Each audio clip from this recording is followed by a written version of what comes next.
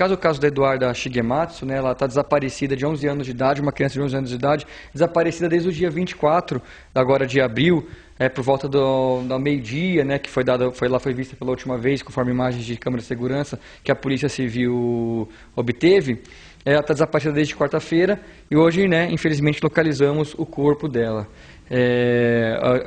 O corpo foi localizado pela equipe da Delegacia de Rolândia, né, 29ª Delegacia Regional de Rolândia, que é aqui da 22ª Subdivisão de Arapongas, e também pelas equipes do CICRID, que é o Serviço de Investigação de Desaparecimento de Crianças Desaparecidas lá de Curitiba. Eles estão aqui desde sexta-feira para ajudar nas investigações do desaparecimento. Na data de ontem, na cidade de Rolândia, realizamos diversas diligências, né, ouvimos formalmente o pai dela, a avó e a mãe. A Eduarda, ela morava com a avó dela, que tinha a guarda dela, e morava no mesmo imóvel onde morava o pai. O pai não tinha guarda, mas eles residiam ali no mesmo imóvel, a avó e ela aos fundos, e ele na casa da frente. E a mãe dela mora em São Paulo. A mãe dela veio, em razão do desaparecimento, né, veio para a cidade de Rolândia, e ouvimos todos eles ontem. O pai... bastante frio, né, no oitiva dele, uma oitiva de mais de 20 minutos, bastante frio ali no momento, sempre falando que a filha queria fugir, que a filha dava trabalho, nessas sérias circunstâncias. A avó se contradizia algumas vezes, no primeiro momento ela fala que ela foi levada da casa, depois ela já disse que foram levados alguns objetos, bastante nervosa também, e a mãe, você vê também, né, que estava, né, nervosa, né, sem saber o que estava acontecendo. Da data de hoje, como eu disse, as equipes receberam informações de que testemunhas, né, vizinhos e testemunhas ouviram barulhos numa residência no dia do desaparecimento. As equipes foram checar uma casa que estava abandonada, uma casa vazia, entraram na residência e viram aos fundos dela, assim, parece uma garagem, uma coisa nos fundos, um chão remexido. Né, um chão de concreto ali, mas o concreto estava quebrado, estava remexido. Eles começaram a cavar, no que eles cavaram na hora subiu um odor forte e eles já viram o pé, né, um pé de uma criança, um pé de uma menina. Já perceberam que poderia se tratar da Eduarda. Né, imediatamente foi apurado que aquele imóvel era do pai dela, né, e o pai dela praticamente só tinha o acesso ali, já estava uma caminhonete na garagem, e aí imediatamente as equipes já correram e prenderam em flagrante o pai que estava na residência. Daí foi preso o Ricardo Shigematsu, que é o pai da Eduarda. Ele foi preso por ocultação, preso em flagrante por ocultação de cadáver. O imóvel, né, nós comprovamos que o imóvel era dele, estava desocupado, só ele que utilizava aquele imóvel, né, câmeras de segurança, tivemos imagens de câmeras de segurança, que ele sai da residência, a Eduarda no dia 24, ela chega na casa dela por volta de 11h50, 11h52, o pai dela sai depois não é possível observar ela saindo da residência, o que a gente observa é o pai dela num Gol preto, saindo por volta de 1h30 da tarde da casa, ele faz uma manobra ali com 2 carros e sai com um veículo. Provavelmente ela já estava morta dentro do carro? Sim, ele admitiu que sim. Né, antecipando aqui, né, no interrogatório formal dele, ele confessou a ocultação do cadáver. Qual que é a motivação do crime? Ele chegou a falar para o senhor?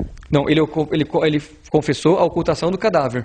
Ele não confessou o homicídio dela. E o que ele fala? Eu já vou explicar. Então, aí quando ele sai do carro, a gente temos imagens dele chegando na residência poucos minutos depois. Então, 1h30 ele sai da residência dele, um pouquinho depois de 1h30, e 1h37 ele estaciona esse mesmo carro de ré nesse imóvel onde o corpo foi localizado.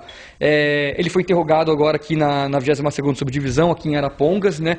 Estamos responsáveis pelo caso.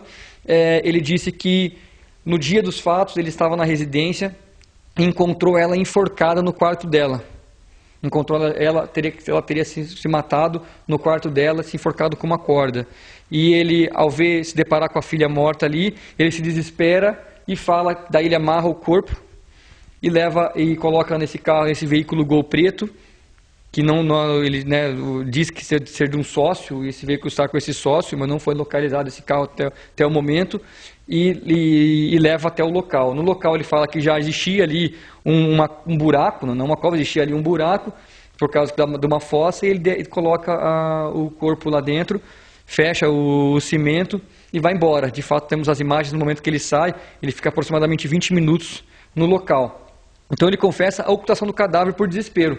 Né? E curioso de observar que o boletim de ocorrência de desaparecimento é feito pela mãe dele, que era a avó e guardiã da menina, no dia seguinte, por volta das 11 horas da manhã. Nesse momento ele já sabia evidentemente, que a Eduarda estava morta. Eles ocultaram o boletim de ocorrência, foi feito, né, de forma falsa, porque eles sabiam desde o momento que foi feito o boletim que ela já estava morta e, né, ia prejudicando a polícia, né? Nós ontem, né, passamos o dia inteiro, né, tentando localizar, né, com esperança ainda de localizar ela com vida, e as equipes hoje da Polícia Civil localizam, né, o corpo que ele mesmo já admitiu que foi ele que ocultou esse cadáver. O corpo, né, foi encontrado, né, de uma forma, né, que a espantou, causou espanto toda a equipe, né, a equipe do Sicredi, a equipe de Rolândia, né, nós aqui da 22ª Subdivisão.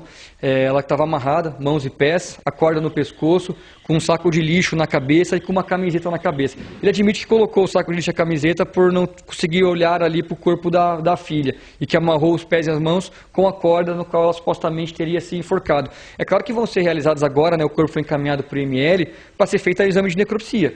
O exame vai depois apontar a causa da morte, a existência de eventuais outras lesões, né? E é claro que isso tudo vai ser apurado. Então, nesse primeiro momento, ele está preso por ocultação de cadáver. É um crime de caráter permanente, né? Juridicamente nós temos com crime de caráter permanente. Então, ele foi preso em flagrante por ele estar ocultando o corpo da própria filha. A avó, ela disse a princípio que havia sido furtado alguns objetos da casa. Ela também responde por ocultação de cadáver ou não?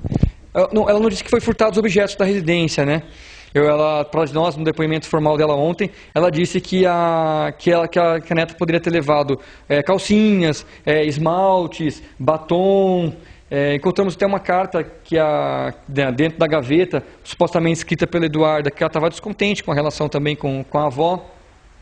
Mas ela pode sim, né? Temos informações de que ela sabia, desde o dia do fato, que ela sabia que a neta estava morta e mesmo assim registrou esse boletim de ocorrência e não comunicou a polícia sobre isso. Doutor, aparentemente não se tem violência sexual, é só um laudo que pode saber disso.